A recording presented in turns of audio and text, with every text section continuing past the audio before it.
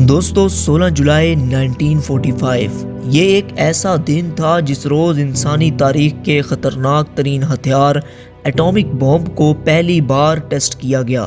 5 4 3 2 1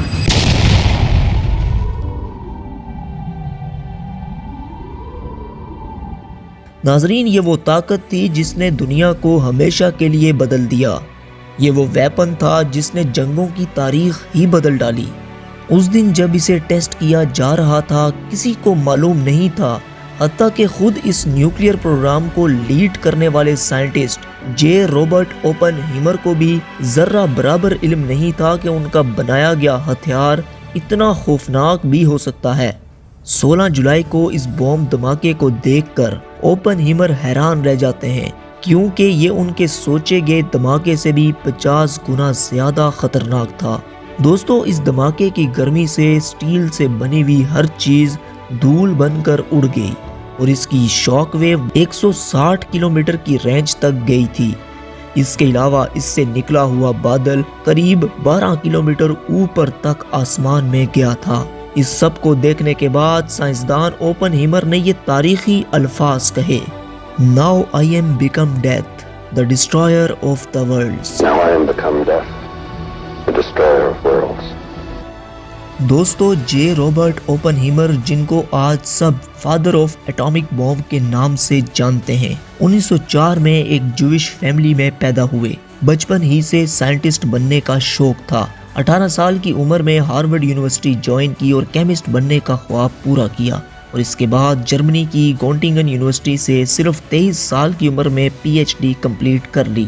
open hammer کا زیادہ تر وقت اپنی ریسرچ پر لگتا تھا، وہ لوگوں میں زیادہ کھلتے ملتے نہیں تھے۔ ناظرین، کہانی شروع ہوتی ہے تب سے جب پورے یورپ پر اڈولف ہٹلر کا راج شروع ہوا۔ ہٹلر نے چند جرمن سائنٹسٹ کو دنیا کا سب سے خطرناک ترین بم بنانے کا پروجیکٹ سونپا، جس کے بعد مشہور سائنسدان البرٹ آئنسٹائن نے امریکن پریزیڈنٹ کو خط لکھا اور اس میں کہا کہ ہمیں بھی اس طرح کا ایک ہتھیار تیار کرنا چاہیے، ورنہ ہٹلر کل کو آنے والے وقت میں ہم سب پر برتری حاصل کر سکتا ہے۔ دوستو، اس کے بعد امریکن پریزیڈنٹ نے فوراً یو ایس آرمی کو ایٹامک بم کی ریسرچ سٹارٹ کر کے پروجیکٹ پر باقاعدہ کام شروع کرنے کا حکم دیا۔ اس پروجیکٹ کو مین ہیٹن کا نام دیا گیا تھا، لیکن حیرت انگیز طور پر اس پروجیکٹ کی لیڈ جے روبرٹ اوپن ہیمر کو دے دی گئی۔ حالانکہ آج بھی یہی مانا جاتا ہے کہ اگر آئنسٹائن اس وقت امریکن پریزیڈنٹ کو خط نہ لکھتے تو شاید ایٹامک بم بن ہی نہ پاتا۔ اب ہونا تو یہ چاہیے تھا کہ اس پروجیکٹ کی لیڈ آئنسٹائن کو دی جاتی، لیکن ایسا نہیں ہوا، کیونکہ امریکنز کو شک تھا کہ آئنسٹائن بھی ایک جرمن ہیں، تو شاید وہ ہمارے ساتھ کوئی چال چل رہے ہیں۔ خیر، یہ پروجیکٹ ایک بالکل سیکرٹ پروجیکٹ ہونے والا تھا۔ ناظرین، اس کے لیے یو ایس نے ایک الگ پورا شہر بنایا تھا جسے ہم لوس ایلموس کے نام سے جانتے ہیں۔ امریکہ کے نزدیک یہ پروجیکٹ سب سے زیادہ امپورٹنٹ اور سیکرٹ تھا۔ اس راز کو باہر کی دنیا سے بچانا واقعی مشکل تھا۔ لوس ایلموس میں مین ہیٹن پروجیکٹ پر کام کرنے والا ہر ایک شخص اس راز کو چھپائے ہوئے تھا۔ ان سب ورکرز کو فیک نام دیے گئے تھے اور سب ورکرز کو یہ ڈائریکشن دی گئی تھی کہ اس پروجیکٹ کے بارے میں کسی کو نہیں بتائیں گے، حتیٰ کہ اپنی فیملی کو بھی بتانے پر ریسٹرکشنز تھی۔ یہ سب کرنے کا مقصد صرف اور صرف اس پروجیکٹ کو باہر کی دنیا سے سیکرٹ بنانا تھا۔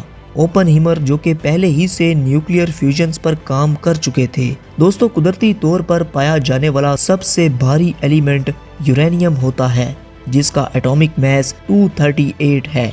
سائنٹسٹ نے ایک لمبی ریسرچ کے بعد یہ رزلٹ نکالا کہ اگر یورینیم 238 کو ایک خاص پروسیس سے نکالا جائے تو یورینیم 235 نکلتا ہے، جو کہ بہت ہی خطرناک اور انسٹیبل ہوتا ہے، اور اگر صرف ایک نیوٹران کو اس یورینیم 235 سے کولائڈ کیا جائے تو یورینیم سپلٹ ہو جاتا ہے، جس سے حیرت انگیز طور پر خطرناک ترین کولیجن دیکھنے کو ملے گا، جس میں بے شمار مقدار میں انرجی پیدا ہوگی۔ سپلٹنگ کے دوران نئے نیوٹرونز دوسرے یورینیم سے ملتے ہیں اور یہ ری ایکشن سینکڑوں بار ریپیٹ ہوتا ہے، جو کہ صرف چند مائکرو سیکنڈ میں ہی پورا ہو جاتا ہے۔ اور کل ملا کر سارے ریئیکشن کا رزلٹ ایک خطرناک دھماکے کی صورت میں ملتا ہے۔ دوستو، امریکہ کو کسی بھی حالت میں اس ایٹامک بوم کو ہٹلر سے پہلے بنانا تھا۔ ویسے بھی اس دوران ورلڈ وار 2 چل رہی تھی۔ آخرکار 16 جولائی 1945 کو دنیا کا سب سے پہلا ایٹامک بوم تیار ہو چکا تھا۔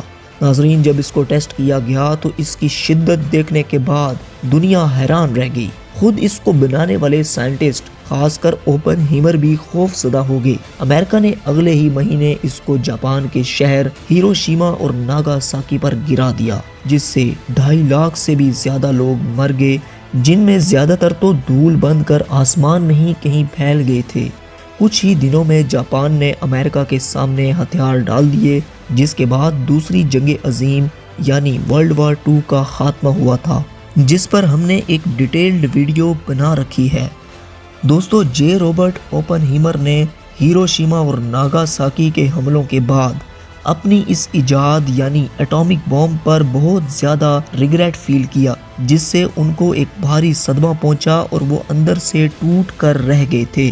انہوں نے اس کے بعد ہر ممکن کوشش کی کہ ایٹامک ویپنز پر بین لگایا جائے، اور ایک دفعہ تو دوستو امریکن پریزیڈنٹ جو کہ اس وقت کے ہیری ٹرومن تھے، ان کو اوپن ہیمر نے کہا I have a blood on my hands، یعنی میرے ہاتھ خون سے رنگے ہوئے ہیں، جس کے بعد پریزیڈنٹ کو غصہ آیا اور انہوں نے اوپن ہیمر کو آفس سے باہر نکلوا دیا۔ دوستو، آگے چل کے امریکہ نے ہائیڈروجن بوم بھی ڈسکور کیا، لیکن اوپن ہیمر تب بھی سخت خلاف ورزی کرتے رہے، جس کے چلتے ان کی نوکری بھی ان سے چھین لی گئی تھی۔ اپنی بچی کچی زندگی اکیڈمک پروفیشن میں بتا کر آخر کار 18 فروری 1967 کو کینسر کی وجہ سے 62 سال کی عمر میں چل بسے۔ تو دوستو، یہ تھی ہماری آج کی ویڈیو۔ جانے سے قبل چینل کو سبسکرائب کرنا مت بھولیے گا۔ تو جب تک ہماری اگلی ویڈیو آتی، تب تک آپ اپنا اور اپنے پیاروں کا خیال رکھیے۔ اللہ حافظ۔